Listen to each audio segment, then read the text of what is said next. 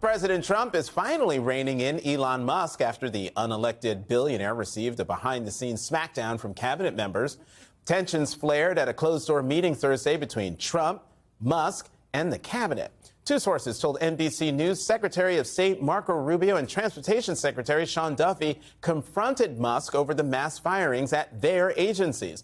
According to The Times, Secretary Rubio sarcastically offered to rehire employees, quote, so Musk could make a show of firing them again. The Times reports Secretary Duffy also slammed Musk's cuts at the FAA, quote, Mr. Duffy said the young staff of Mr. Musk's team was trying to lay off air traffic controllers. What am I supposed to do, Mr. Duffy said. I have multiple plane crashes to deal with now, and your people want me to fire air traffic controllers? Musk said that was a lie, according to the report. Come on now. Trump has denied any clashes between Musk and his cabinet, but said he told cabinet secretaries that staffing decisions will be left up to them, and he's calling for a more careful approach to mass layoffs. In a social media post, Trump instructed secretaries to use, quote, the scalpel rather than the hatchet. Can't use a scalpel on ground beef. Joining me now, former Congressman Joe Walsh from Illinois and host of the podcast, The Social Contract, and Neera Tanden, president and CEO of the Center for American Progress and former domestic policy advisor to President Biden. Thank you both very much for coming to the Saturday show. Okay, Neera, of the three of us here at the table, you're the only one who's actually worked in the White House. I've been in cabinet meetings. Right. Usually in the cabinet meeting, the Secretary of Transportation isn't alluding to plane crashes because people are trying to fire air traffic controllers. And so I'm just here to tell you that that is totally insane. And we should all be incredibly worried because the fact that the Secretary of Transportation is saying that Elon Musk wants to actually help create plane crashes is deeply, deeply disturbing. But the other thing about that vignette, and it's the opening of the New York Times story, it's Elon Musk yelling at the Secretary of State, first in line in the line of succession, yelling at the Secretary of State that he's not firing enough people. Joe, this, on the one hand, I'm appalled because nobody elected Elon Musk to nothing. But on the other hand, I'm like, well, good for Secretary Rubio for giving as good as he got. But shame on Secretary Rubio and Duffy for not saying any of this publicly. Okay, well, yeah, there is. And Neera said insane. That word insane.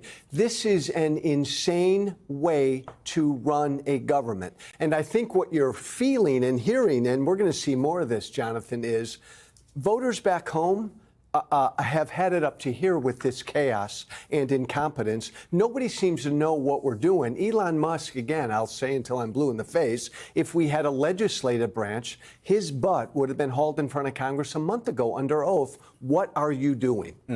Yeah, and I have to just say and build on that, what's really disturbing about this whole situation is, of course, you have an unelected billionaire, but who's cutting all these programs. But it's really the harm to actual people, right? The fact that people are worried about getting on airplanes, the fact that egg prices have gone up because they're really slashing all the programs, all the people who actually protect us from avian flu. There are knockoff effects all the way around, and it's his cavalier attitude. And I have to say, for all the Republicans telling us how good they are at business, when you fire a bunch of people and then have to rehire them, because they actually safeguard the public, you would fire that person. And importantly, Jonathan, my former Republican colleagues in Congress are hearing from their voters about all of this. All right, we've got 1 minute, and I've got two big things I need to talk to you about. Okay, Joe, on this one, a new CR has dropped 99 pages from Speaker Johnson. President Trump is demanding, no dissent.